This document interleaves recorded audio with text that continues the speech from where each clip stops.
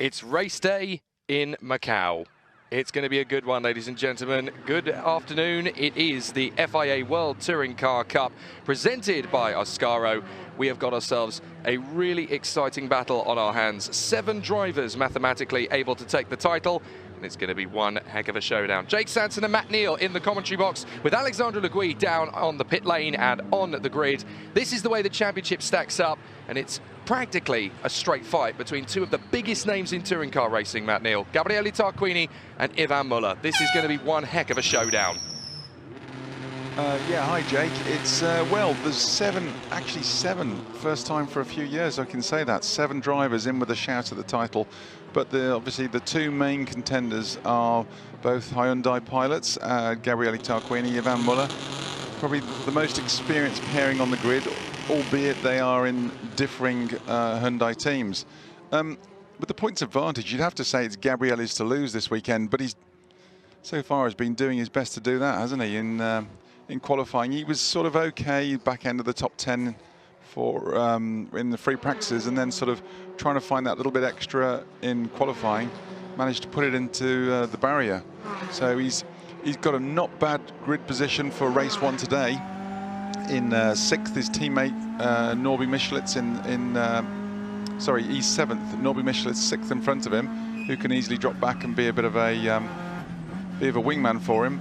But the race is tomorrow. He's got to try and get it done today, because the race is tomorrow. He's starting in the teens for both races, which is a real danger zone after putting it into wall down at Lisboa in the critical point of qualifying. And of course, it's been a very difficult weekend for a lot of the championship contenders. Neither Muller or Tarquini on the front row of the grid for this one.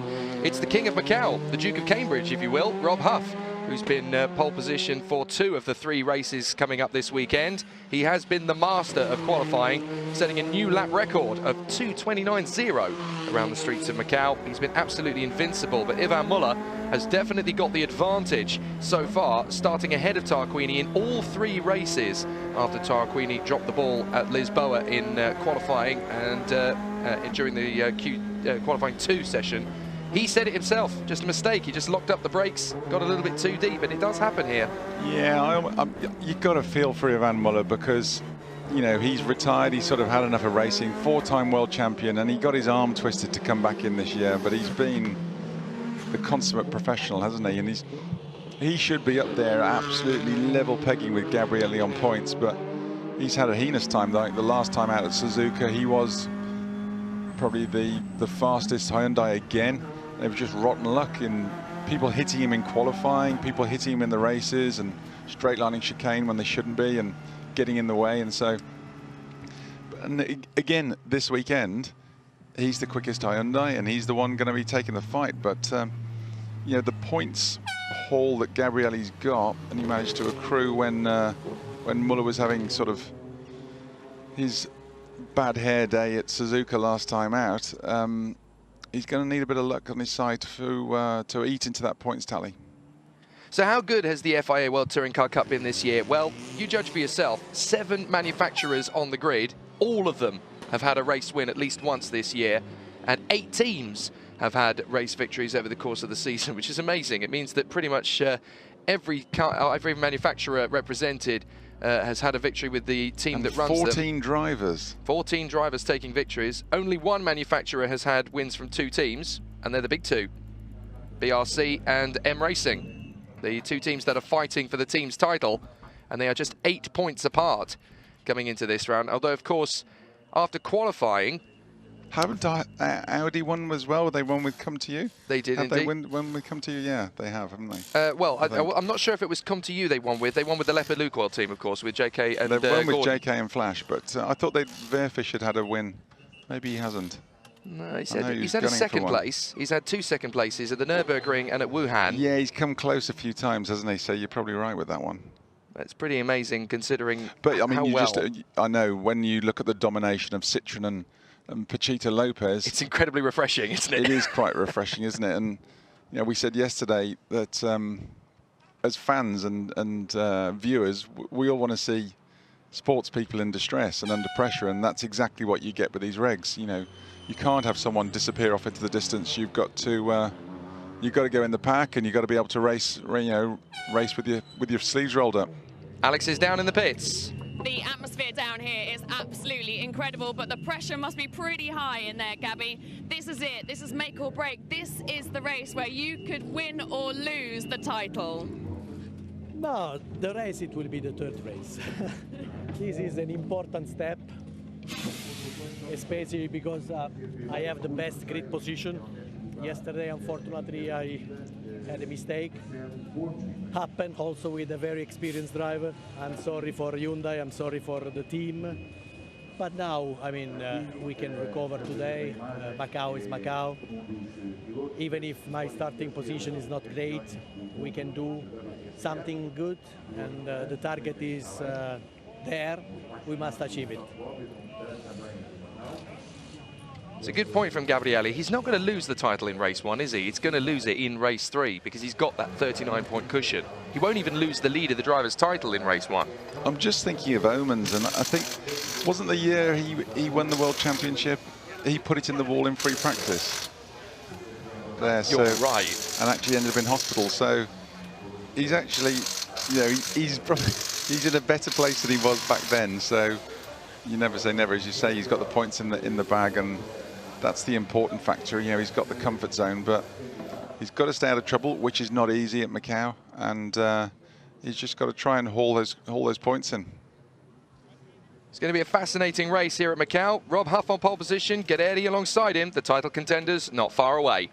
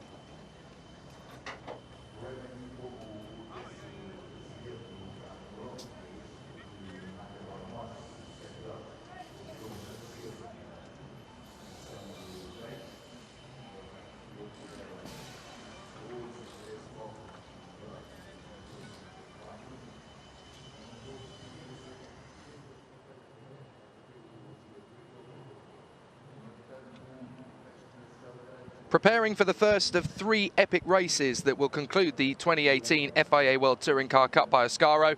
And I have to say, one of the interesting factors heading to the first corner, with Rob Huff on pole position, Guerrieri is second and Muller is third. They crossed paths during qualifying not too many weeks after their last little contretemps, and that could be an interesting run to Lisboa, couldn't it, with those two who already have a little bit of bad blood in 2018.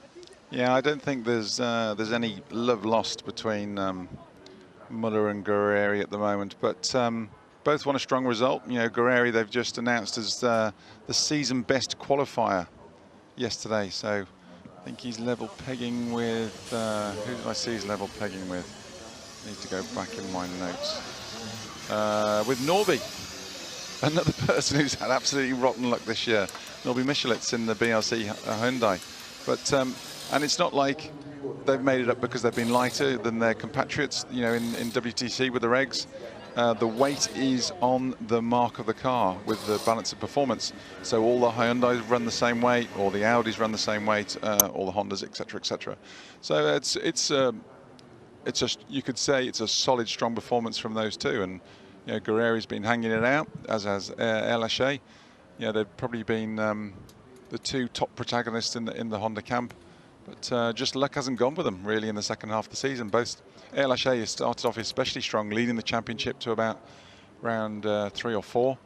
And then it's just sort of gone proper Pete Tong on him, poor lad, since then. But, you know, it's great. He's up on the grid. He's starting on the back of this one after an engine change after Suzuka, after qualifying pretty good. But he's right up there for tomorrow's 2 races, second and third race. So for all those of you watching along, wherever it is you might be, do chat to us during the race. We're on Twitter, @Jake Sanson and @MattNeil Racing. Plenty of action to come, and we're going to see some really epic battles. A quick rundown through the grid. Rob Huff on pole position from Esteban Guerrieri. Second row, Yvan Muller and Jean-Carl Vernet, with Mehdi Benani and Norby Michelis on the third row of the grid from Gabriele Tarquini and Frederic Vervisch. And then rounding out the top 10, Pepe Oriola and Timo Scheider, who gets the reverse grid pole for race 2 in his first ever visit to Macau, the former double DTM champion. There he is, 10th position on the grid. He is beaming from ear to ear and has been since he got here from first practice on Thursday. If anybody's been happy as Larry all weekend long, it's been Timo Scheider. He's absolutely loving life here at Macau. Yeah, he's got the reverse grid for race 2 tomorrow, so he needs to look after his car today. Okay, they've got a bit of time to repair it, but you don't want it in the wall or anything like that. He wants a strong result. He's had his best qualifying. Whether the pennies dropped a little bit with him. Pirola, always good for a few sparks and excitement. But, he'll be in the mix at some point. Yeah, but Timo Scheider, the penny seems to have dropped with him. He was struggling with the TCR. You know, it's not his usual machinery he's used to, but it's probably on one of the hardest circuits they're going to go to on the calendar. He's having his best run yet. So the top 10 is Huff, Guerrieri, Muller, Vernet, Benani, Michelis, Tarquini, Vervisch, Oriola and Scheider. Behind that on row 6 it's Kevin Chekon, fresh from the Team Mulsanne's Alfa Romeo victory at Suzuka. Alongside him on the grid is John Filippi in the second of the DSG Cupras for the Campos team. Now Daniel Berton, not bad at all from qualifying, 13th on the grid alongside Marching Noir. And then Ted Bjork, who struck the wall big time in Q1, ends up 15th on the grid. And considering he's a title contender, that's really compromised him. His thoughts on it were, well, I suppose I'd better help out Yvan now, but there's an awfully long way to go, was his view. Alongside him on the grid, Matteo Homola, then Luigi Ferrara and Tom Coronel. And then it's an all-Aurelion, row 10, Comte and Panis, Denis Dupont, Norbert Nagy, and then the two locals, Andre Couto and Felipe Souza, from Kevin Say and Billy Lowe. And then on the back row of the grid, Flash Gordon, unfortunately, 27th. He had a 10-place grid penalty after crossing the white line on the exit of the pit lane and getting a 10-place grid demotion. And then Jan Erlacher is going to be starting dead last after he had to change an engine. And that's obviously why we've got two big names at the back of the grid in Shedden and Erlacher. That means we're going to get a couple of drivers, including Ted Bjork, of course, as well, in there in 15th, trying to fight their way through the field. Tarquini down there in 7th on the grid, Muller in 3rd. So there's an awful lot to get excited about on the run to Lisboa. Yeah, just looking at Gabriele Tarquini here, I think it's not, this weekend is not about what points Gabriele can amass, because he's not in stellar grid spots, but it's almost the pressure's not on him, it's on Muller, and which is strange because normally the chaser has no pressure. He can just throw caution to the wind, but it literally is. It is in within grasping distance of Jan Muller. You know, he can get this. He can do this with Tarquini's grid positions, lowly grid positions, and it's going to be difficult for him to score strong in the second and third races, or score at all. You could say Muller's got a real realistic chance at this. I think the pressure cooker is going to come from Guerrieri because, of course, he's very close to him in terms of pace.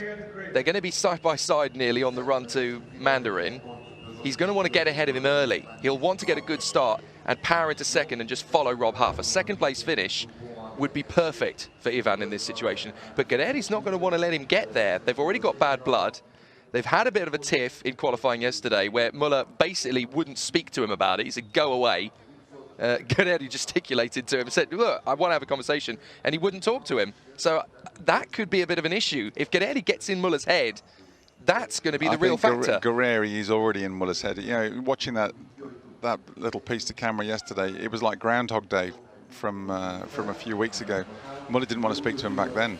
So, and he will hold a grudge, but you know, it's not a rolling start, not like the GT races or anything like that. So it's a standing start, and there's a long run down to Lisboa. So you know, there's a 10-stage process to get these cars off the line well. So it's one of the hardest parts of driving one of these cars is getting a good start. And with that big long run down to the first corner, probably the longest one they have on the calendar, you know, you could see these two side by side banging doors into there. You could see them really spaced out. So, but you could see someone from the third or fourth row up alongside them as well. There could be a potential for fireworks at Mandarin. We had a little bit of a trip up in the GT race a little earlier on when Lawrence Van Tor got spat out into the barriers. Hopefully it's not going to happen in the WTCR. But this man, the Duke of Cambridge as he's now being known, Rob Huff, is going for win number 10 at Macau. After qualifying, it is hard to begrudge him the chance to do that. But the Union flags will be flying for him in race 1.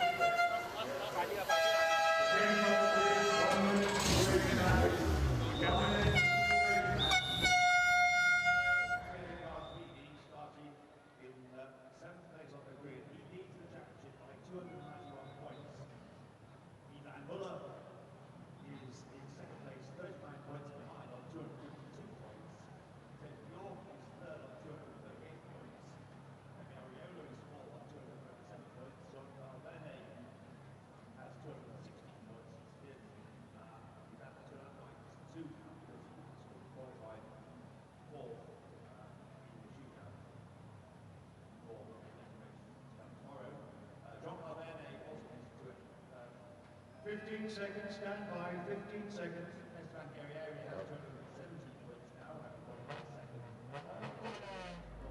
Has 12 points. So, theoretically, 7 points available for the time. 2 points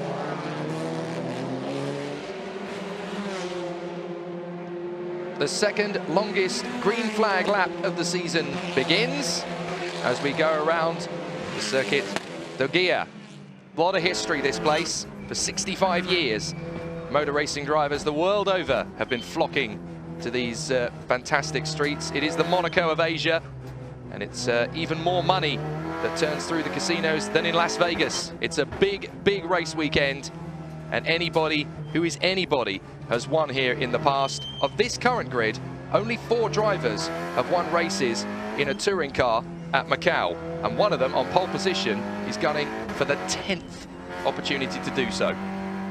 That's right. That is, as you say, the Duke of Cambridge, Rob Huff.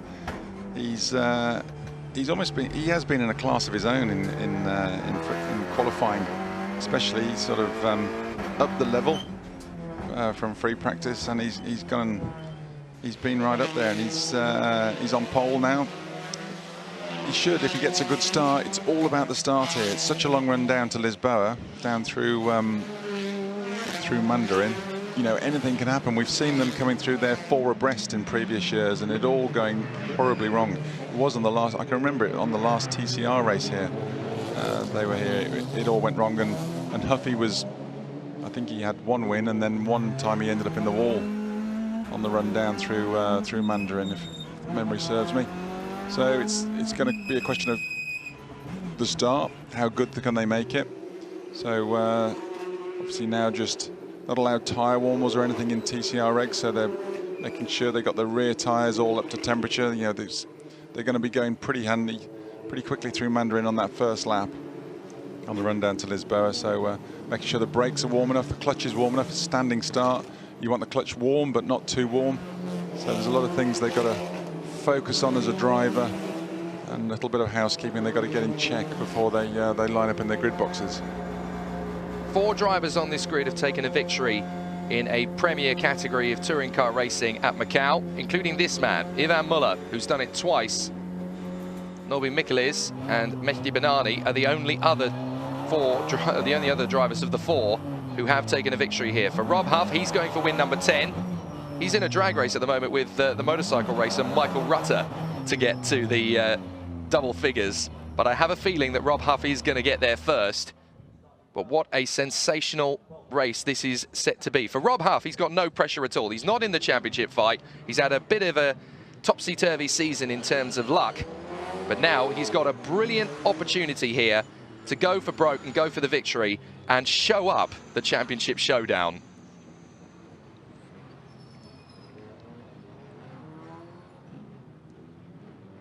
Race 1 of the season finale of the FIA World Touring Car Cup by Ascaro on the streets of Macau. 7 drivers gunning for the championship. Gabriele Tarquini leading the standings by 39 points to Ivan Muller. Neither of them are on the front row of the grid. It's Rob Huff, the Duke of Cambridge, gunning for win number 10 around the Macau streets, with alongside him Esteban Guerreri. Muller and Venet are on row 2 from Benani and Michelis, Tarquini and Vervish, Pepe Oriola and Timo Scheider rounding out the top 10. Jake Sanson and Matt Neal in the commentary box, Alexandre Legui down in the pits. It's going to be a really exciting first race here on the streets of Macau. Drama and action guaranteed aplenty around Macau. We are going to get it on in style. The green flag flies at the back of the grid, and action is about to get underway. Let's race to Macau. Perfect start for Rob Huff. He's got an absolute flyer. Muller's going to draw alongside Guerreri straight away. He'll come around the outside as they go through turn 1. Side by side, he's going to get alongside Huff. They're going to go 3 wide down the main straight. This is fantastic on the run to Mandarin. Guerreri's to the far end by the barriers. Huff is actually going to get overtaken here by Muller and Venet. Venet's going to pop in on the inside as well. Perfect start from Jean-Carl Venet. And now it's an absolute drag race. Tarquini's trying to move his way forward as well now. He's going to get up the inside of Guerreri into 4th position. Brilliant start by Tarquini, but Muller leads. That is crucial championship-wise. Muller made an absolute dime start. And contact, that's Benani. Benani's been hit into by, well, in's gone check on. Vervish has got nowhere to go. Off we go into Lisboa. It's the regular scene at Macau. Well, that's going to be allow a few of them to make good places up. Beautiful start from Muller. We were all watching Huff, see who blinked first, and Muller just got the drop on him straight away. But slipperiness of the Audi allowed JK to slipstream up behind him and got on the boot of Muller, and I think it allowed the pair of them to out-drag Huffy. It was a 2 against 1 at that point. No safety car called. Oh no, now safety car called. I thought we were going to get away with that one, but we have now got a safety car. Understandable, but it's Benani who ended up in the barriers there, locking horns with Frederik Vervish. So the 2 of them got together and started the melee. But what a start from Ivan Muller. He means business. Muller, he knows how to win championships, doesn't he? And you obviously get a big points haul for, you know, the win is extra points, a nice haul of extra points. So Ivan, very unexpected him getting into that position. Well, Kevin Checon's got a left front puncture, and the car is not moving. He's trying to reverse it into the car park there. I'd imagine he's going to try and drag it back, but I think he's just going to let the car roll into the escape area. But safety car is called on lap 1 of Macau. Not exactly a surprise. So Tarquini's done well as well. He's up to 4th position. Manages to stay out of trouble, which not easy because Bernani was starting in front of him. So he was lucky, managed to out-drag him there, and he's still got his wingman behind him, Michelitz. Let's watch this start again. Watch Muller in behind Rob Huff. He's got a great start. He's going to get up alongside Guerrieri. Vernet's going to realise how good a start he's got, and he's going to go with him. Watch this. He now flicks across to the right and gets in behind Muller and goes with him. This is brilliant drafting work from Vernet. He slots in. Guerrieri's alongside Huff and is trying to squeeze him, but Muller and Vernet are already to the inside and are gone. Now watch Tarquini, because he's going to get a good run on his teammate. Well, he's already got his teammate, Michelis, by the way, sorry. And he draws up alongside Guerrieri beautifully to not into 4th position. That means that Muller's on schedule now for 27 points. Tarquini's on schedule for 14, so the gap will go down from 39. We never saw what happened to Bernani. Did he jump or was he pushed? I know he was going for it down the inside. Then it's just further compounded when Chekon just clips his left rear wheel. Yeah, nothing really Chekon could do about that to avoid it. When you suddenly realise you've got a split second to react, and that's the difference between 2 or 3 degrees of turning angle of the steering wheel that's going to save you. But what a start from Muller. That's going to gain, if it stays like this, 13 points on Tarquini in the championship fight. It's game on.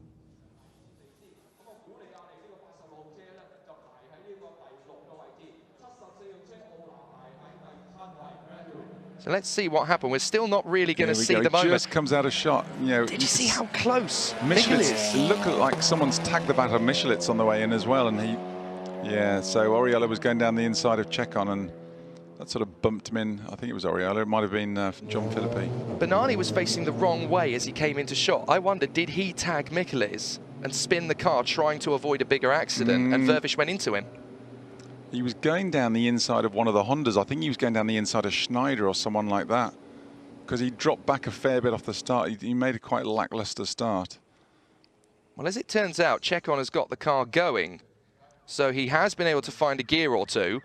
It's a long lap round though, so the drama he's going to have is trying not to destroy the suspension on that little Alfa as he sort of limps back to the pits. But yeah, because in qualifying we saw Aurelian Panis take some big damage. He went into the barriers at Police and basically started shedding carbon fibre as he went around the... But at least with the safety car out, if he limped back, he almost might be able to get out, still back out on the lead lap and catch back up. Depends how... It shouldn't take them long to clear that lot up. You know, there's no sort of major damage, and they are pretty speedy here at getting the cars out of the way with a crane system. So we might see the lights go off. Yeah, as long as it's only a puncture for Chekon, you'll be all right.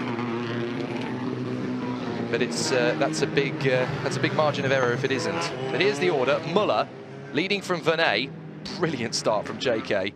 Huff in 3rd, 4th is Tarquini from Michelis. Guerrieri down in 6th. Not a great start at all for the Argentine. Yet more bad luck.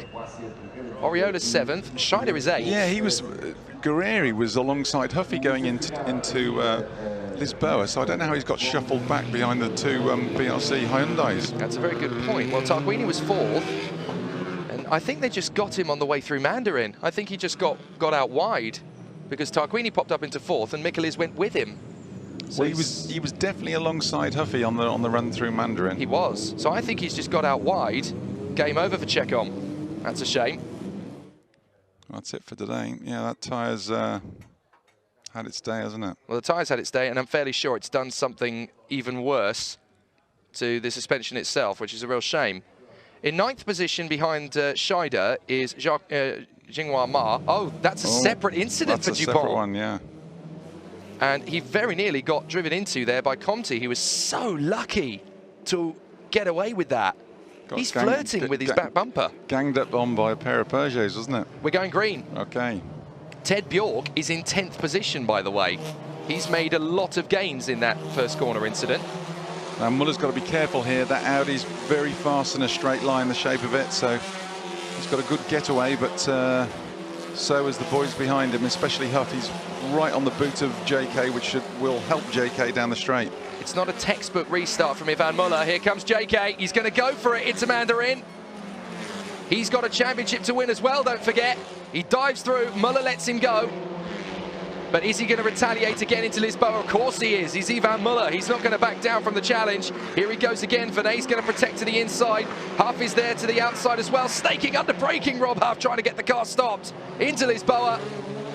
And he slots in. But it's game on now. And more contact. Oh, no, again. It's done again. Now that is Filippi that's gone into the barriers. So that was Ted Bjork, I think, trying to get on the inside. Yeah, but damage to Bjork. He's trying to make progress through the field, and he's tagged Filippi into a spin.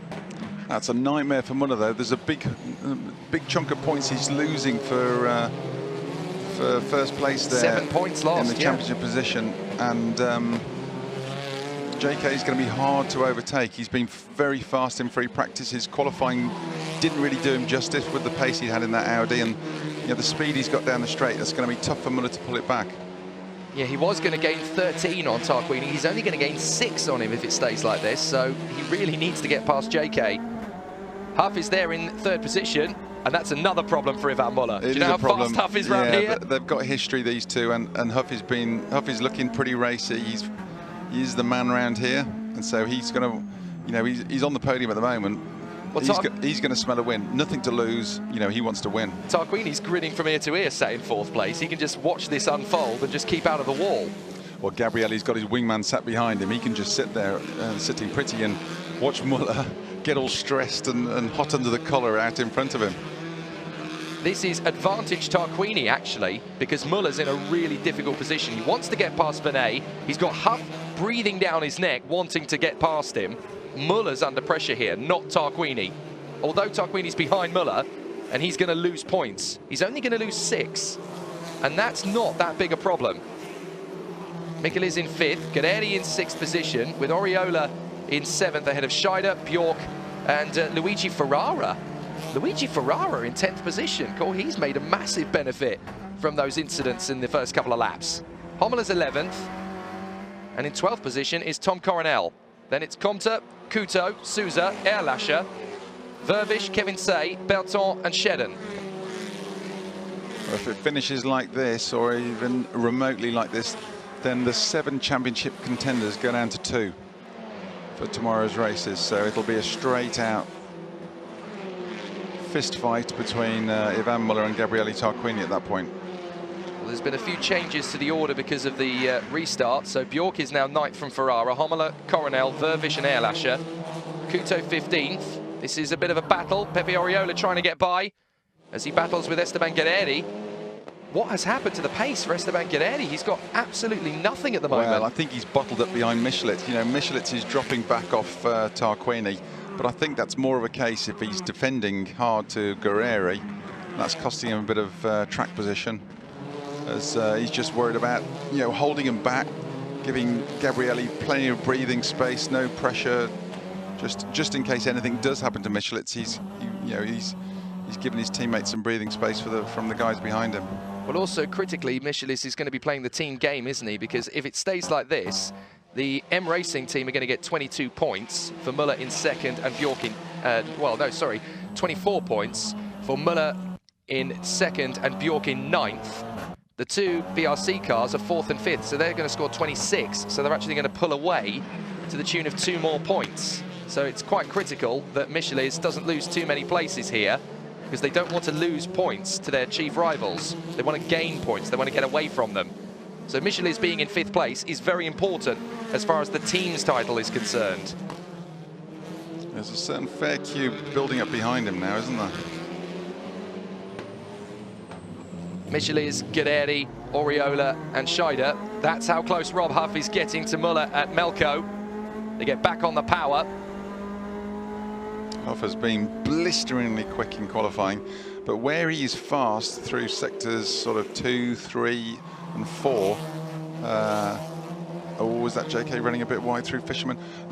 Where Huffy is quick, you can't overtake. It's too technical. It's a one-line run through that part of the circuit. Balance of performance is going to make this such an exciting final 5 laps of this race, because there are parts of the racetrack where Audi are strong, parts of the track where Hyundai are strong, and now that Venet's in front, the power can really kick in for Venet, and he can gain a couple of tenths potentially, but Muller's got him on the slipstream. So by the time they get through to Lisboa and then make the climb to San Francisco Hill. Muller's snapping at Venet's heels again. One mistake, and this race turns on a dial. This is when it's racing, isn't it? You know, in Formula One now, you've got made-up overtaking with DRS and all the hybrid systems and everything. Artificial, isn't it? Yeah, it's artificial.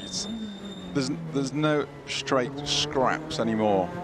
There's overtaking, but it's almost false overtaking. But yeah, JK made a bit of a mistake at Fisherman's on that, just to allow Muller to get a bit onto the back of him. But normally, you'd say the Hyundai's the heaviest thing out there, so it's going to be harder on the tyres and everything. But this time out, the Audi's running at the full 60 kilos. The Hyundai is slightly lighter. It's 40 kilos. Huff a bit lighter again, 30 kilos. So he's the weight advantage. Muller should be slightly kinder on his tyres than the Audi. So we could see it sort of, you know, the balance of strength change as the race progresses. Very exciting stuff so far. Wherever Venet tries to put the car, Muller is right in behind him, trying to gain the upper hand, and Rob Huff is coming along for the ride. Tarquini slipping back a bit, but does he need to panic at this point? Not really. No, Gabrielli just needs to keep it out of the wall at this point, keep on picking up the points, and as I say, it's his to lose at the moment. Muller's got everything to win, but he's certainly got a fight on his hands at the moment. Game over for Dennis Dupont. Game on for these three. Through Donna Maria, Venet, Muller and Huff. Absolutely locked horns. This is the 2017 TCR International Champion against the absolute king of World Touring Cars over the last few years, Ivan Muller, against the king of Macau, Rob Huff. This is the absolutely... Oh, red flags. Red flags. The race has been stopped. Now, what's that for? We haven't seen anything yet. Oh, that's why. It's an absolute carbon copy of the GT race last year. Shedden's gone, then it's Couton, Berton, Comte, Banani and Co. So why is that red flagged? Couldn't they just... Well, there's no way through. The cars were stopped and the track was blocked. It's a carbon copy, very nearly, minus hundreds of thousands of pounds worth of damage. They seem to have got away with that without too much damage, but the track is blocked. Now, because there's not a lot of damage, we might get a restart. It doesn't look like there are a huge amount of parts all over the place. We're over 50% distance, aren't we? That was on lap 5, or sorry, lap 6 that the race was stopped. 8 laps total. So we haven't got to 70% distance. Well, as long as there's not damage, as long as they can get the cars moving again, we might get a restart here. Let's have a look at how it happened. And that's Gordon, unfortunately, going in. Oh, what a shame. And look, the car is just completely blocking the circuit there. Couto stops and slams in with a little bit of damage from Berton and Banani. In goes Comte, but he slows down. See, there's not damage. There's not a massive amount of damage there. It's cosmetic at best. The skeptic, you almost go, or the cynical, you go, is that stage? So JK gets the win. WRT, but I know it wasn't and wouldn't be. Let's be fair, he's not Nelson Piquet Jr., is he, Gordon Shedden? You've got a good memory, haven't you? JK's happy. Hello. I could win this. He's waving. He thinks he's won the race. He might have done if they don't restart it. Well, I don't think they've done enough distance, Jake. And then he's got to do another standing start again, another opportunity for Muller to get in front of him. So, not good for JK.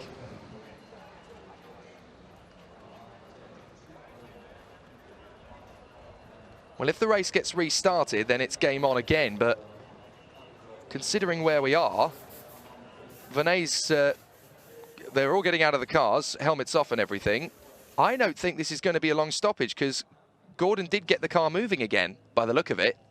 I don't think he'll be able to take up the restart because I think there was too much damage from the intensity of the hit.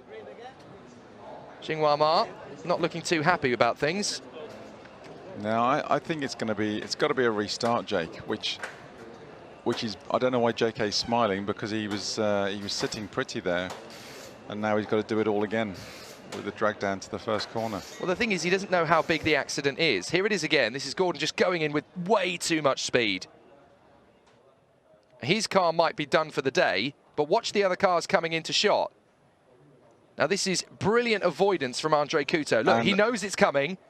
Berton and Bernani nudge him. I don't think that's going to be a big problem. Yeah, Gordon's in a left hooker car then. That could have gone horribly wrong with this. You know, the one thing you're always scared of in these things, that you are very well protected in them, but it's the side hit. If someone's, you know, we've got a lot of side protection and crash protection these days, but if someone's coming into your door at 100 kilometers an hour, they're coming in. So the guys behind him were on the double then, and Flash lives to breathe another day. So Shedden is out. I'm fairly sure everybody else can take up the restart again. I think we'll be all right. Well, Hovey's got to look at this as a great opportunity. He's didn't mess his start up. It's just the two behind him had blinders. You know, I thought Hovey had a good start actually. He was fast out the blocks, got the legs on Guerreri, but I've got this fantastic contemplating. I've got this fantastic screenshot of Shedden holding up the entirety of the field behind him that caused the red flag, and it does look an absolute carbon copy of the GT race last year, minus hundreds of thousands of pounds worth of damage. Tarquini is probably fairly chilled at the moment, actually. 4th position, and that is the best of a bad job, isn't it? That's damage limitation. He's not going to lose that many points to Ivan Muller, especially if they don't restart it and it's only declared half points. Well, as Neil Hudson says, it would be half points if it was stopped now, but there's no reason not to restart it. You know, the timetable's pretty open. We've only got one race today, so we're not behind schedule either from the other races, so there is no reason that I can see. They're just doing the safety car tour now. There's no reason that I can see. I'm sure that it's going to get confirmed, but we should be able to restart this no problem. There was not a massive amount of damage in that incident. It looked pretty awful, because obviously there was no path through. But considering how quick-witted, how quick the reactions were from Couto and Bernani and co behind him, and Berton, I think, was the real hero of the day there, because he saw that coming, didn't lock up, rolled off the brakes, blipped, made sure that there was a little nudge, but nothing more. So I think Berton is the man who saved the race here, because he could have just gone blindly in and not seen it in time, but his reactions, I think, have saved the restart. Yeah, just seeing Mehdi Bernani there. He's down in 19th now. That was not a good start from him, considering he was 5th on the grid. No, indeed. I mean, he was the one who got, I'm guessing he got tipped into a spin with a little bit of a fisticuff by Michaelis. He looked as though he was going in hot to me, Jake. So, I don't know. Just on board with Bruno Carrera, our safety car genius. Timo Scheider still having a lot of good luck here. He's in 8th place, and that would be his first points of the year, because his highest finish before this is 11th. Well, it's all race mileage, you know. He got the reverse grid for tomorrow morning, and every mile is round here he can get. He's a rookie round Macau. He's still a relative rookie to TCR regs. So every mile he can get, every lap he can get, is all good experience.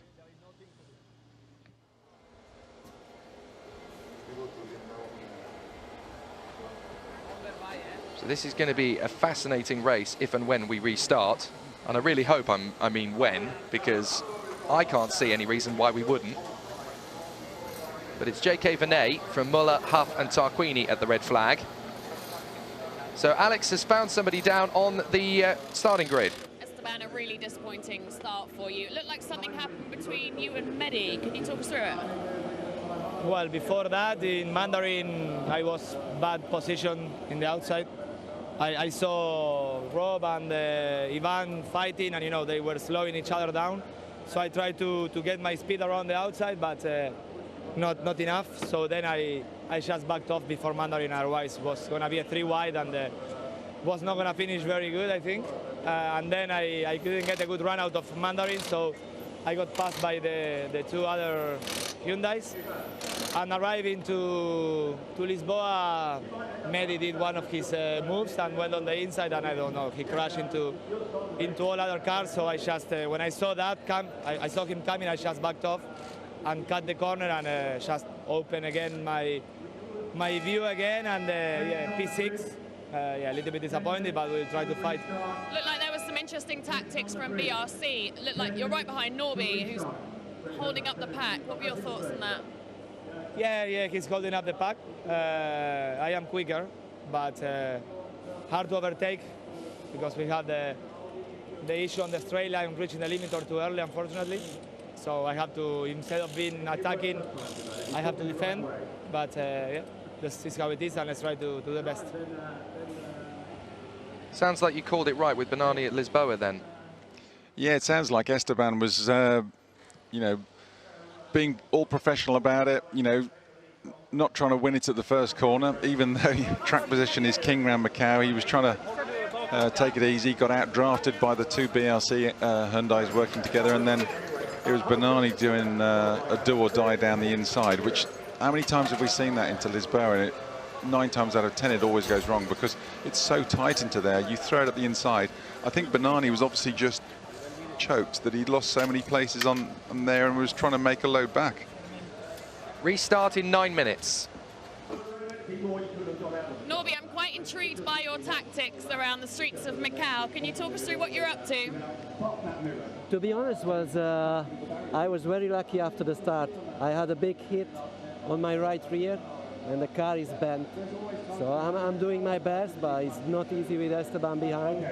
So I hope I can survive the race. Looks like you've got your elbows very, very wide. Yeah, you need to. I mean, you have to balance it in a proper way, but for me, it's full or everything or nothing. Any intentions of making an attack on Gabby? We'll see. I mean, he's faster than me, so it's not a lot of possibilities. And also, to be honest, the main target is to have him safe because of the championship. Gold star to Alex Le Gui for asking the question we're all thinking. Because that's exactly what we're thinking. You know, your elbows are wide, not because the car is any trickier to handle. He did get a big hit, but I don't think it's bent that much. I think Alex is right to ask him that question. You know, it's quite clear that he's holding station, isn't he?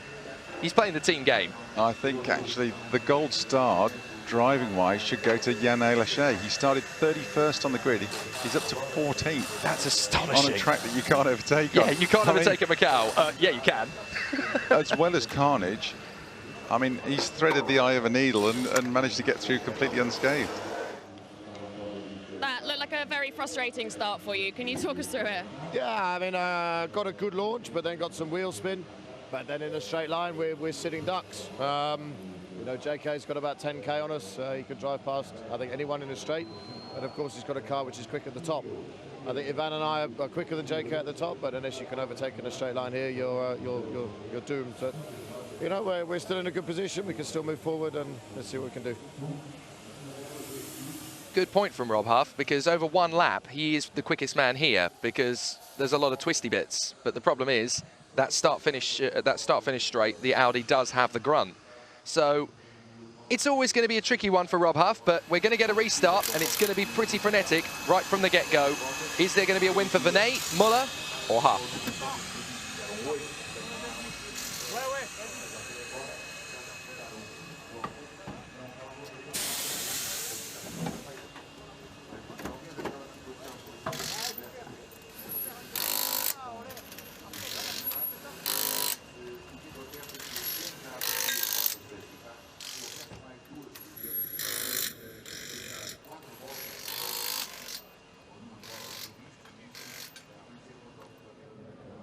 JK, when we spoke yesterday, you said that you really, really wanted a yellow flag. You had it come into your hands, and now looking down there, that is your view right now. I mean, it's looking good. Very good start. Maybe the best start of the season, and I was able to help Ivan. I mean, Ivan was inside, so I wanted to help him, push him, and go with him to Mandarin, and then safety car. So that the plan was perfect. After we have great top speed, was able to overtake him and off away to Rob, so I think the rhythm was pretty good. Obviously, Ivan is quicker than me in the whole city, but yeah, I mean, I want the win, you know. Here I raced 6 times, I finished 5 times on the podium, so I want to continue these stats, and yeah, just to thank the team for the great job they made the whole week. Thank you.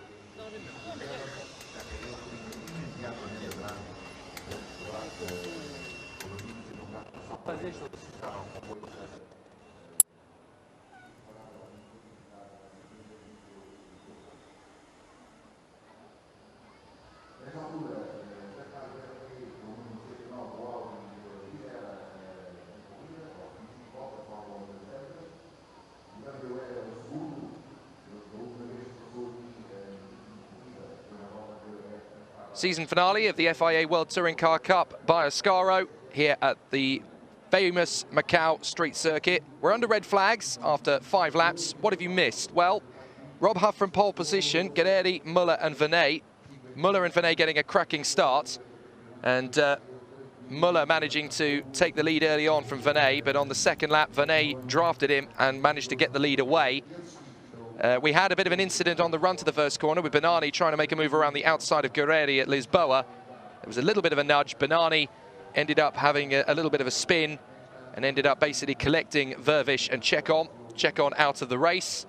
A couple of laps further in, we lost Gordon Shedden, who went straight into the wall at police, starting a chain reaction which was almost a carbon copy of the GT race last year. Not quite. Track was blocked, and that's why we are under red flags. With Shedden out on the spot, everybody else able to restart. Fascinating racing prospect, though, for the restart, because we've got Vernet, last year's TCR International champion, Ivan Muller, fighting for the world title this year, and the King of Macau, Rob Huff, in a trio, snaking each other around the circuit, with Tarquini sat in 4th place. Quite positive about things. Guys. Yeah, a few on-track repairs we can see going on. The start was a critical point in the first leg, we have to say, of this race. So, and it's going to be equally as critical again. Huffy can right all his wrongs because Huffy's fast out the box. But the other one of the best starters on the grid, Jake, is Gabriele Tarquini, who's already up to 4th place. Sitting event, he could jump, he could be right back on the podium in this, and then suddenly strong points for the championship leader. Oh, to be in the mind of Ivan Muller right now in 2nd place. He wants to win this because he's got a lot of points to gain on Gabriele Tarquini across these 3 races. There is the standings at the moment, 39 between them. As it stands at the moment, this is how it would look. Tarquini on 305 and Muller on 272. So he'd only gain 7 points, I think, over the course of the race. Yeah, both these two, they've been around the block. They know the score. They're not going to be sitting in those cars getting wound up. They're going to be sat in there completely staying as emotionless as they can about the whole affair, not thinking about whether they need to be 3rd, they need to be 1st or whatever. They're just going to be going, right, how am I going to make the best start I possibly can? How am I going to get my tyres warm enough, my brakes warm enough, everything, all for the start to try and make the perfect start, and then just take the race as it comes to them. You know, it's not going to be won and lost, as Gabriele said in this race, but it's going to certainly have a big bearing on it. Yeah, he'll gain 6 points if he stays where he is, Muller, ahead of Tarquini, not 7, my apologies. So he'll score 20 if he finishes 2nd. Tarquini looking at 14 points scored if he stays 4th, and that's not enough points gained for Muller to be comfortable at the moment. So when this race restarts, we're going to have a pretty exciting battle. They're obviously going to have to go for a green flag lap. It is the longest green flag lap apart from the Nordschleife on the calendar. So pretty incredible. There's the confirmation. Race restart at 15:05, which is in 60 seconds. So this is going to be a bit of an electric one because there's going to be several drivers out to prove a point here. Ted Bjork is down in 11th position, although he has gained some ground. But as you mentioned before, Jan Erlascher is coming straight back into this race, started back in 28th on the grid, and he's made his way through the entirety of the field, half of it at least. 14 places gained from his starting point, so he's gone halfway through the field. The big sufferers from this first start, effectively, are Berton, who slipped all the way down to 17th now. Bernani is 18th. Marching-War is all the way down in 25th if he restarts, because he's got some damage. So Marching-War has not had a great start. I mean, we've gone on about Jan Erlascher, and he's done a stellar job. It's a shame for Gordon Shedden because he was, oh my, it's like one of those party legs you put under the front of the car, isn't it? It is a little bit. But Gordon made up great ground as well. He was up to 15th but 28th on the grid, so he'd been going well. It's just ended up going wrong at the wrong time. And as Phil Kinch has pointed out, there's another man we need to keep an eye on here, Andre Couto. He's up to 15th. So this is going to be interesting. The wild card could end up sneaking into the top 10 here. I think he's got a long way to go before he gets into the top 10. There's some... Oh, and as I say that, he's not moving. Disaster, the car hasn't started. Got to do it all again now. Oh, that's cruel luck. For the man who won the Macau Grand Prix back in 2000. What a shame. He was doing such a good job as well. Commentator's curse right there. I'm so sorry, Andre. He's not even going to be able to bump start it, is he? No, no chance. So they're going to bring him through the pit wall, and he's going to be out of the race. That's such a shame. That is. At least they've got a long lap to green flag lap for these guys to go around to get the car out of the way. Now, how is the state of affairs for John Filippi? Because he took that trip into the barriers, didn't he? He spun through Lisboa. I think he was nudged there. And it looks to me as though he's still going around. Marching Noir has left the pits. John Filippi hasn't, actually. So John Filippi is still in pit lane. So is Kevin Say. So he's out of the race. Dennis Dupont, I think they've got that car restarted. With all that damage to the rear end, it looks to me as though they've been able to get him back out there. So Couto has been put back into the pit lane. Safety car in this lap, of course. Oh, so it's starting. It's not a full restart. It's starting at... Yeah, safety car in this lap. Okay, right, okay. Now that is going to be a problem. No, that is... For several drivers. But for Muller, it's pretty much perfect. Naively, I thought they'd do a full restart on this one, but it's not. It's going to start behind the safety car, which is actually perfect for JK. Because he can bolt away. The man who's got an advantage... Well, there's no lottery, is there? There's no lottery of the standing start again. No, indeed. The man who's got a great chance here off the restart is Rob Huff in third position. He can get a good draft in behind Ivan Muller and make a lunge into Lisboa. Not if it, you know, if it was a standing start, it would be game on, open season again. But you know, he's still going to have that straight line disadvantage on the run down to. That is true. To Lisboa. The Hyundai is quicker in a straight line than the Volkswagen. That is a good point. And the Audi's quicker than the pair of them. So this could be game, set, and match for JK. I think Huffy's almost got to be careful of Tarquini's going to be starting up his chuff. Get a good slipstream on him. You know, he's going to be busy defending. The only bonus for him is Tarquini's not going to want to do anything stupid. He's going to be happy with points for fourth. But if he can get a clean slipstream past Huffy's VW, Tarquini's not going to say no.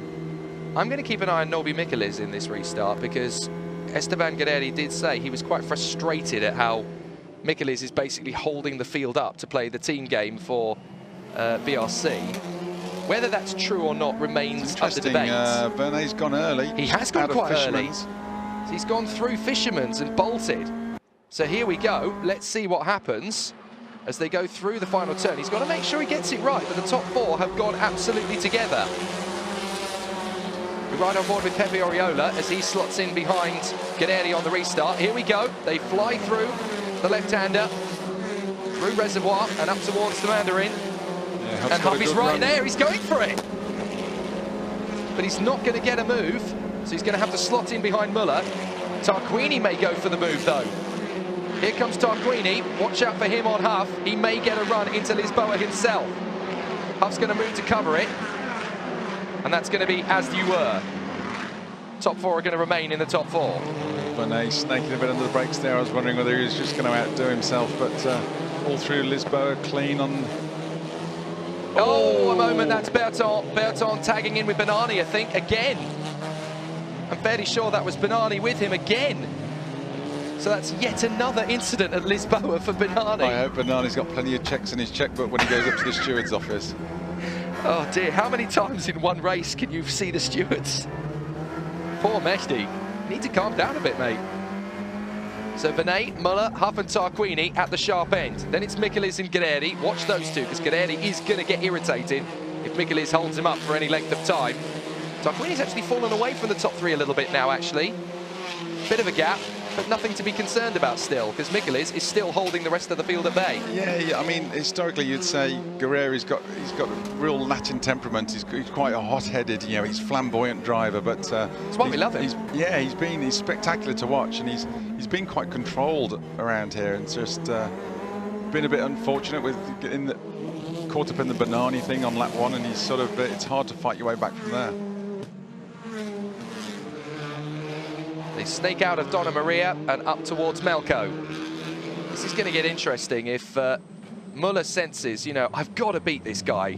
39 points is the gap. I'm only going to gain 6 if I stay in second. I need to get past JK. He's going to be absolutely relentless. In the mid-sectors, he's going to need to be right on the back of JK to set him up for a move at the first opportunity, because Muller wants to gain that additional 7 points. Well, that leading trio, you could literally throw a blanket over him at the moment, and when they get out into on the run down to out of Melco, the run down to Fishman's and Arbend. Here we go. Let's see if anyone can get in the slipstream for him. Huff might get a run on Muller before Muller gets a run on Vernet, but Muller is trying to get into the draft of Vernet and set something up here. This is it. This is the last lap. Through Reservoir and down towards Mandarin. Huff's going to make a lunge towards Muller. Setting him up now. So Huff is going to try and make a move towards Muller. He had to back out of that one, so he's going to wait for another opportunity. Muller's trying to go towards Vernet, who pulls further across to stop any move coming. And he's a little deep into Lisboa. He made a mistake there. Muller's going to try and go for a move potentially. Vernet's snaking around, trying to keep him second guessing.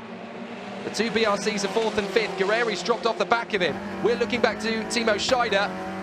Guerreri is now behind Oriola. So we're on board with Guerreri. That's his teammate behind him. This is going to get very interesting. Guerreri's got major difficulties. Scheider's going to get an opportunity if he's not careful.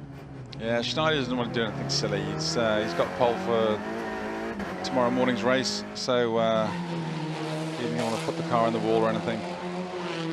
These three are absolutely locked together here. Muller tries again to have a look at Vernet as they come up towards Teddy Ip and up through the Solitude S's. I have to say, these the Hyundai and the VW have definitely got the legs on the Audi through this technical section. Into Police, up the climb to Moorish. Rob Huff right on the bumper of Ivan Muller. It doesn't get much closer than this. You can see the frustration in Huffy, the way he's placing the car. He's just itching, isn't he? Itching to get forward. Well, if he could get past these two, he'd be gone. He'd be absolutely disappearing into the distance. He'd dominate, but there's just that difficulty. He just can't get through. You'd have to say the speed of these front three cars is in reverse order at the moment. Huffy looks the fastest, Ivan looks the second fastest, and JK. Guerreri's found a way back through Oriola. We didn't see that, but he's got back in front of Oriola on this lap. So he's now on the back of Micheliz again. And Micheliz is basically holding station, so we'll need to keep one eye on what's going on in the background. There's Tarquini. Behind him is his teammate Micheliz with Guerreri all over the back of him. So is this the last lap, or have we got any laps added on this for is the going to be car? This is going to be the last lap coming up, I think. Is it? Because we've completed 9 now. No, here we go, last lap. We've done 9 out of 10 because they've added on an additional lap by the look of it. So this is going to be the last lap. It was going to be an 8-lap race, wasn't it? It was. They added another lap, I think, because of the safety car, and then they added another one because of the red flag. Scheider's going to get a little bit of a run here from Luigi Ferrara. Ferrara goes to one side, then changes his tack and goes for the other. Impressive from Guerreri to manage to get away from Scheider again and then get back past Oriola. We'll keep an eye on this. Micheliz has got a bit of distance between himself and Guerreri. Well, if Micheliz is... Bjork having a look. Hommler manages to hang on to 10th position. Still great scrapping in the final lap here of the first race of the weekend for the FIA WTCR by Ascaro. Still great racing. Jan Erlascher on the back of Tom Coronel, trying to fend off Mehdi Benani, who's making friends with everybody. Was that too much sarcasm? Oh, Benani's... Did he go for a move there? He did. He is. He's going to get alongside Jan Erlascher, and Jan's not having any of that. I thought that was going to end. I didn't know two that corner could go. Obviously, his name was ringing in his ears then, as I was talking about him. Or his engineer was ringing in his ears. Stop it! What are you playing at? Back at the front. Tarquini's still there in P4. And look, Guerrieri getting frustrated behind Michelis on the last lap. I've had enough of staring at that exhaust pipe. A little bit of adjustment there, whether it be the brake bias or whatever. Yeah, you can see he's just got the legs on Michelitz at the moment. Into Moorish. Never going to get through there. Just got to hope that Michelis makes a mistake. That's the only way it's really going to change. But again, nothing doing. Up at the front, J.K. Vinay under no threat. Not really from Muller. It's still close in the top three, but it's going to be enough for Muller to have to settle for second position behind Rob Huff. Tarquini's dropped right off the back of them, but he doesn't care. Fourth position is not bad going at all. As the checkered flag is being prepared for J.K. Vinay, and that's going to be an amazing victory for him. And it will be his fourth victory of the season to draw him level with Ted Bjork. A great run from J.K. Vinay, and he is going to get the victory here after an absolutely fantastic first race. The checkered flag will fly for J.K. Vinay. Oh, it's the final lap now, my apologies. Final lap now. We're going for 3 final laps. Three final laps. You and, That's, oh, I feel really silly for that now, apologies. Vinay, Muller and Huff now coming through again. We're on board with Ivan Muller. That's the deficit he's got to make to JK. But he's also got to try and hold off Huff behind him now. Audi is just too quick in a straight line, isn't it? Considering it's fully laden with weight, obviously the saloon shape. Oriola having another look back at Guerrieri. Guerrieri's got him covered. Snaking under braking. There's so much travel in the car under brakes for Lisboa because you're at the fastest point of the circuit down to one of the slowest parts of the circuit. Yeah, the Honda's one of the best cars for drag. The new FK8, the shape of the FK8 is one of the best cars for drag there is out there. But the car, the Hondas don't seem stellar in a straight line, which you've got to say that is the balance of performance really working in their favour at the moment. On board again with Muller. Just so much time to make up on J.K. Vinay on the last lap because of how fast he is in a straight line. Fastest lap of the race is J.K. Vinay, the 2:31.3, and that is going to smash the previous race lap record. But largely that, of course, is down to the Yokohamas.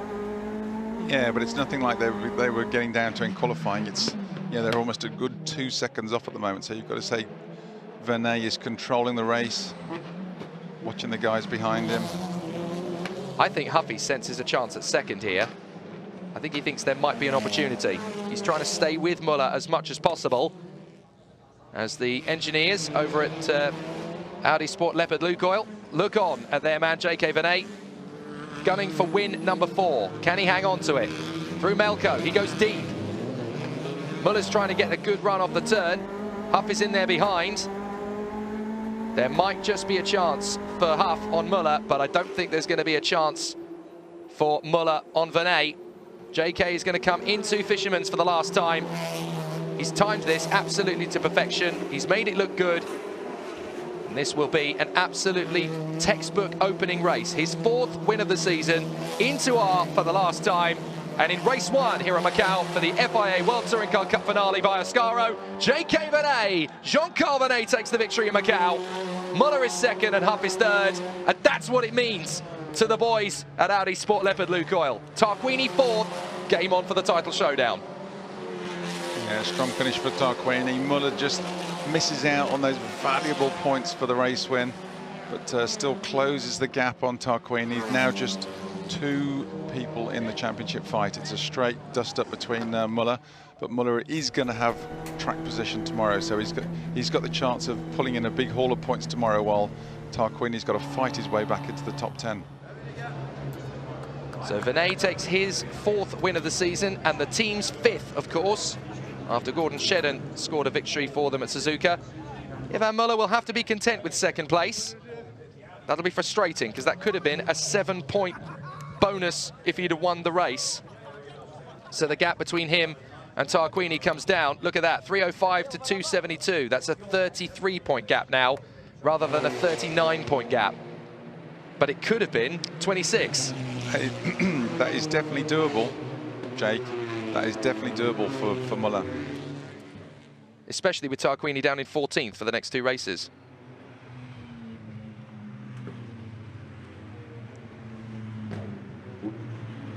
Let's take into account that Tarquini will start races 2 and 3 outside of the points.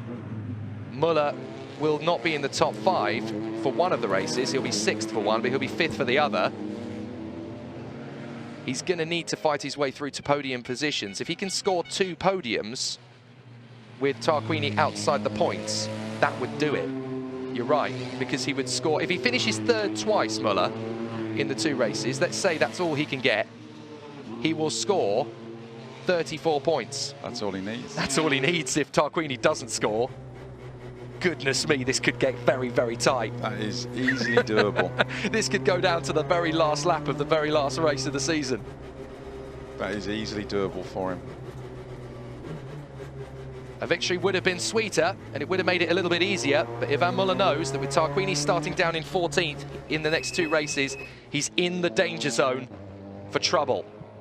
Sadly, the Duke of Cambridge has to wait for the double-figure victory.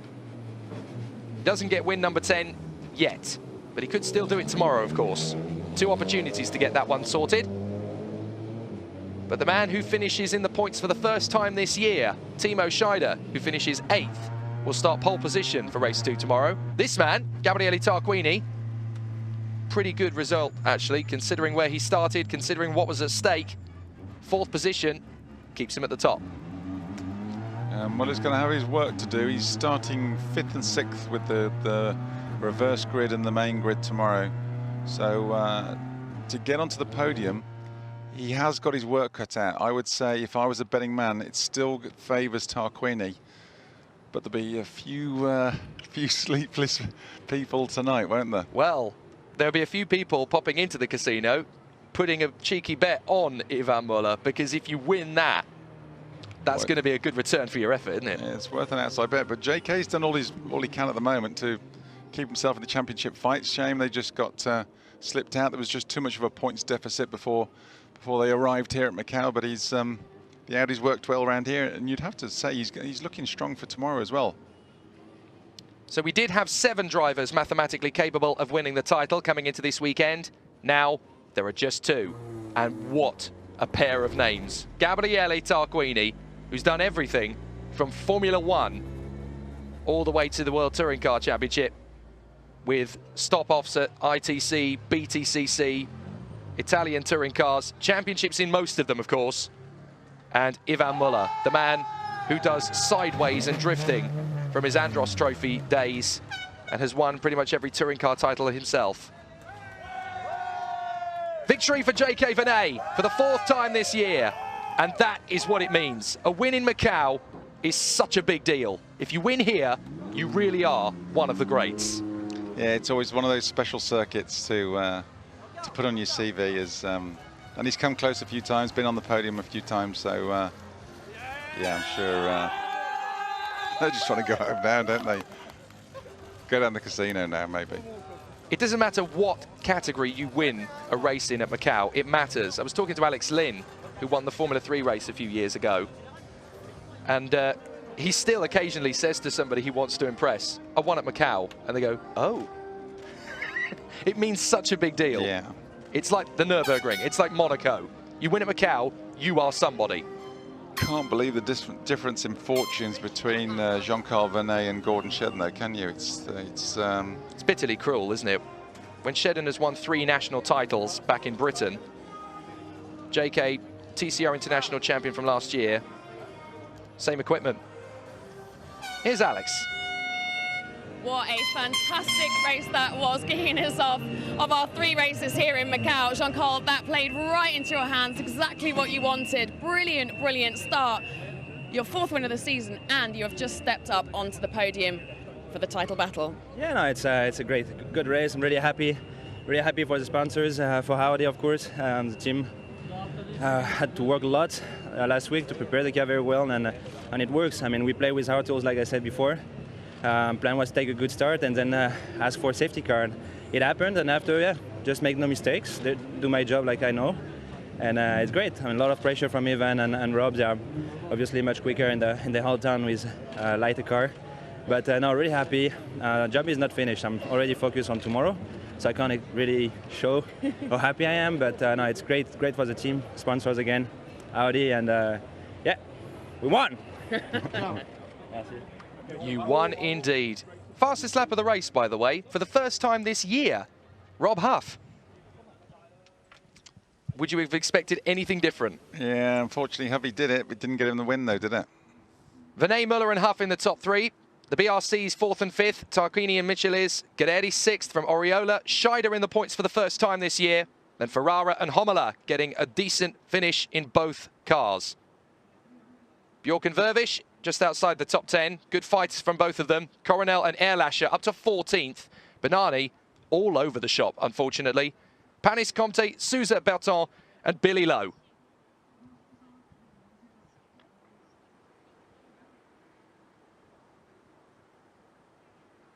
A lot of drivers on the retirement list, though. Nagy, Mar, Shedden, Tsay, Filippi and Checom. A lot of damage to a few of the cars, but then it's Macau. You kind of come to expect it. But what a showdown we've got tomorrow now. 33 points between Tarquini and Muller. And the fight for third position begins now because you've got Venet, Bjork, Oriola, Guerrieri, Michelis and Huff all involved in that fight. It could go either way between those 6. Yeah, the one positive thing is obviously we got plenty of time to get the cars back. We haven't got 2 races back-to-back like we have tomorrow. So, yeah, they've got plenty of time, drag the cars back, get them all fettled again, and, you know, get everything under control.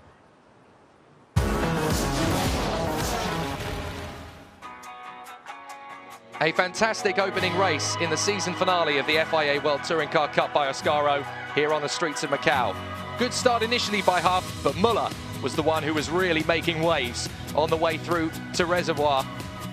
Flying around the outside of Rob Huff, taking JK Venet for the ride. The grunt of the Audi really benefiting.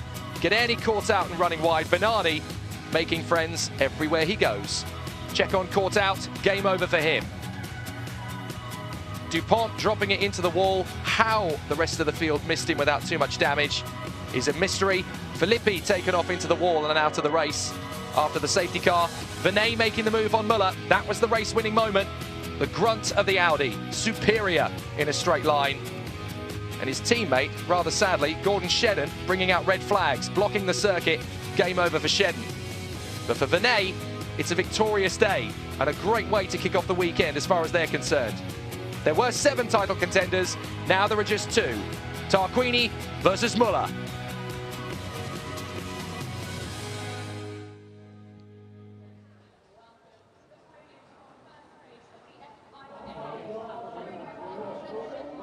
By Oscaro.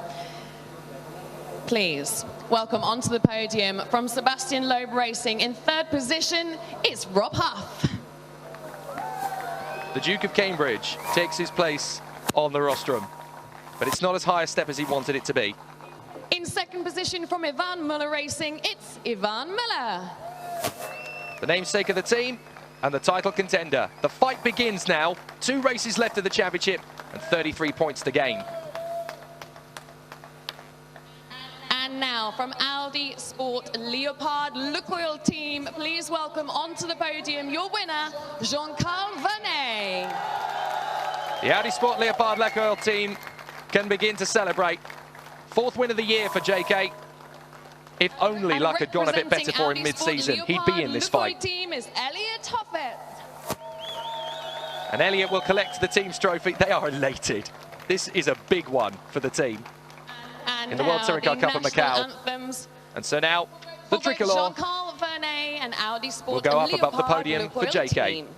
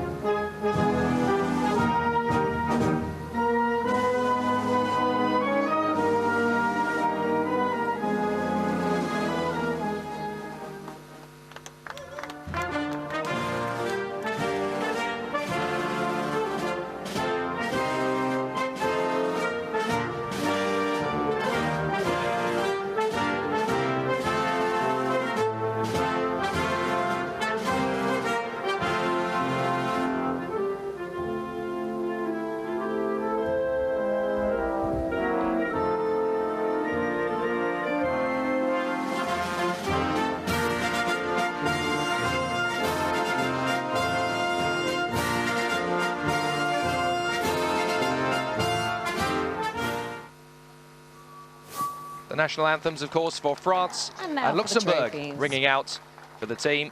Audi Sport One of Leopard Hong Kong's Lukoil. most famous actors, Mr. Vincent Wong, will present our third position What a fantastic trophy to opening race, Sebastian though. Loeb Really, really Racing's good race, and that Rob really sets us up for two epic encounters tomorrow. As the Hong Kong sensation Vincent Wong, one of the top stars of the Hong Kong equivalent of Hollywood, will present the trophy to Rob Huff. There we go.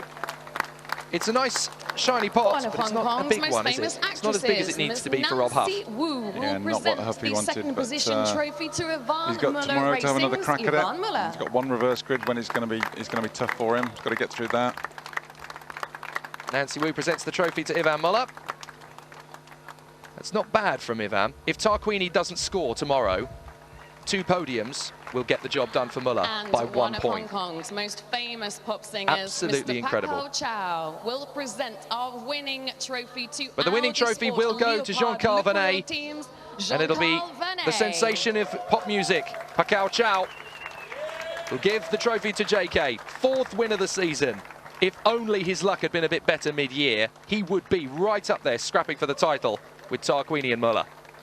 Well, so many can say that. Of the Macau government I think Muller came in here very philosophical. Fernandez will present the winning team trophy to Maria Helena Audi de Sena Sport Fernandez Leopard hands the Lukoil trophy over team's to Elliot representative, over Elliot at Toppett. Audi Sport Leopard Lukoil. A victory for the team from Luxembourg once again. Please come Fantastic together for your result. And with official 2 races to photographs. go, there is no better place to watch motor racing than Macau tomorrow. The FIA World Touring Car Cup will have an amazing showdown. 33 points for Muller to find, and his one chief with rival just the drivers is on their outside own. the Please top wait, 10 wait. for the start of both Thank you races. very much to our guests, drivers. This is going to be Please a come together for sensational your show driver tomorrow. Photographs. Time to celebrate on the podium for JK. For Muller, the work begins. And for Rob Huff, it's not quite what he wanted, but tomorrow's going to be epic. Venet can celebrate with the pressure off, but there is a 6-way fight for 3rd in the Drivers' Championship, and he is at the top of that table. Yeah, the podium places in the championship is still definitely game on. But it's anybody's crack at it, isn't it? You know, JK's put himself in a great position. Huffy's brought himself back in the mix. Still got Bjorg, who's salvaging points, trying to get into the points in that race. This is what it's done for the team's title. Look at that. The gap was 8 points. It's now 15. So that's going to be fairly close now as well in the team's title tomorrow. There's so much at stake here. It's going to go down to the wire in both the drivers and the team standings. We are in for an absolutely epic show tomorrow. And it's been a really, really positive start to the weekend. Lots of action, lots of drama. More of myself, Jake Sanson and Matt Neal. 24 hours from now, we're going to get an absolutely amazing contest here on the streets of Macau. Join us then.